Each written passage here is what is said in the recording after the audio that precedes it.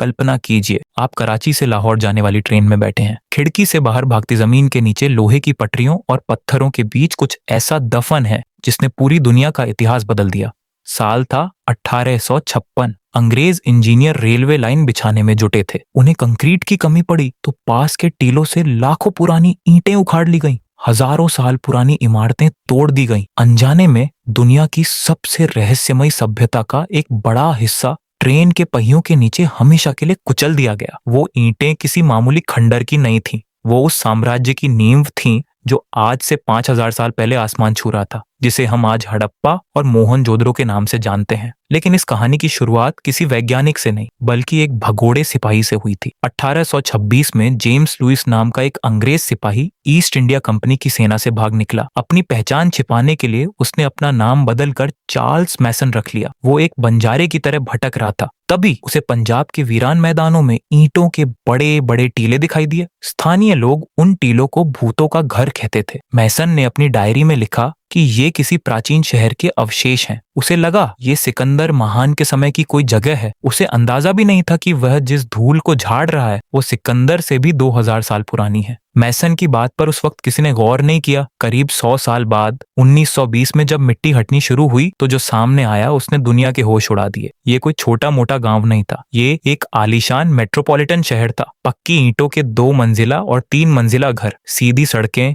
जो एक दूसरे को 90 डिग्री पर काटती थीं। हर घर में अपना कुआं और अपना बाथरूम, और सबसे हैरान करने वाली बात, वहां का सीवेज सिस्टम, नालियां ढकी हुई थीं और हर घर का गंदा पानी एक मुख्य सीवर लाइन में जाता था। जिस वक्त लंदन और पेरिस गंदगी से जूझ रहे थे, उस वक्त भारत के लोग एक मॉडर्न लाइफस्टाइल जी रहे थे। सर जॉन मार्शल ने जब ये दुनिया को बताया तो रातों रात भारत का इतिहास 2000 साल पीछे चला गया। लेकिन जैसे जैसे खुदाई आगे बढ़ी, रहस्य गहराते गए। 10 लाख वर्ग किलोमीटर में फैली इस सभ्यता में हर शहर एक जैसा था। ईंटों का साइज एक जैसा, नाप तोल के बाट एक जैसे। बिना फोन, बिना इंटरनेट और बिना तेज गाड़ियों के इतने बड़े इलाके में एक जैसा अनुशासन कैसे मुमकिन था? क्या कोई एक सुल्तान था जो सबको कंट्रोल करता था? हैरानी की बात यह है कि मिस्र या मेसोपोटामिया की तरह यहाँ न तो कोई बड़ा मंदिर मिला और न ही राजाओं के विशाल महल। यहाँ की सबसे बड़ी इमारत एक सार्वजनिक स्विमिंग पूल था, जिसे द ग्रेट बाथ कहा जाता है। इससे पता चलता है कि ये लोग धर्म या सत्ता के भूखे नहीं थे। वे सफाई और आम जनता की खुशहाली को ज्यादा महत्व देते थे। ये शायद दुनिया का पहला लोकतंत्र था। वहाँ के बाजारों में एक अजीब सी खामोशी है। वहां पत्थर की छोटी छोटी हजारों मोहरें मिली हैं। इन पर मछली, जार और इंसानों के साथ साथ एक रहस्यमयी जानवर की तस्वीर है। एक सींग वाला जानवर जिसे हम आज यूनिकॉर्न कहते हैं। क्या 5000 साल पहले भारत में ऐसे जीव थे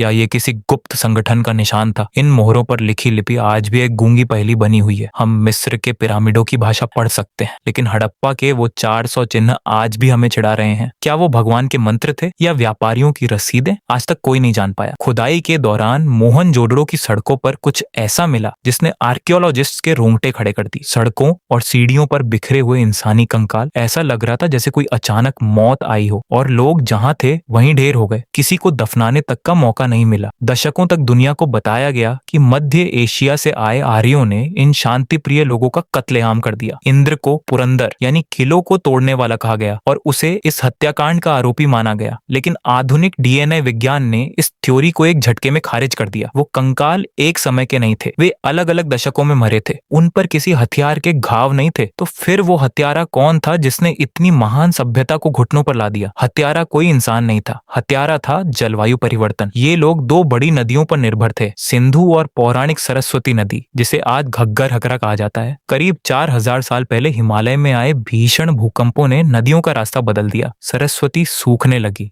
सोचिए उस मनोवैज्ञानिक खौफ को। जब शहर के कुएं सूखने लगे होंगे, फसलें मरने लगी होंगी, बारिश बंद हो गई होगी। ये एक धीमी और दर्दनाक मौत थी। लोग अपने आलीशान घरों को छोड़कर पूरब और दक्षिण की तरफ पलायन करने लगे। धीरे धीरे वो महान अनुशासन बिखर गया। ईंटों का साइज भूल गया, लिखना पढ़ना भुला दिया गया। भारत शहरीकरण की दौड़ में 1000 साल पीछे चला गया। लेकिन क्या हड़प्पा सच में मर गया? नहीं। राखी घड़ी में मिले 4500 साल पुराने डीएनए ने एक ऐसा खुलासा किया है जिसने इतिहास की किताबों में भूचाल ला दिया। उस महिला के डीएनए में बाहर से आए किसी जीन का निशान नहीं था। उसका डीएनए आज के भारतीयों से मेल खाता है। इसका मतलब है कि हड़प्पा के लोग कहीं गायब नहीं हुए, वे हम बन गए। आज भी जब हम नमस्ते करते हैं, जब भारतीय महिलाएं अपनी मांग में सिंदूर भरती हैं, जब हम पीपल के पेड़ या नंदी की पूजा करते हैं, तो ये सब हमें किसी किताब ने नहीं सिखाया, ये हमारे खून में है। ये उस महान विरासत का हिस्सा है जो हजारों साल पहले सिंधु के किनारों पर शुरू हुई थी। हड़प्पा की ईंटें भले ही रेलवे पटरियों के नीचे दब गई हों, लेकिन उसकी आत्मा आज भी 140 करोड़ भारतीयों के दिल में धड़क रही है। इतिहास हमें चेतावनी दे रहा है। हड़प्पा के खंडहर चीख चीख कर कह रहे हैं कि अगर हमने प्रकृति का सम्मान नहीं किया, अगर हमने पानी की कीमत नहीं समझी, तो हमारे आज के मॉडर्न शहर भी एक दिन मुर्दों का टीला बन जाएंगे। 1826 में चार्ल्स मैसन ने जिसे किसी और की कहानी समझा था, वो असल में हमारी अपनी कहानी थी। एक ऐसी कहानी जो कभी खत्म नहीं हुई।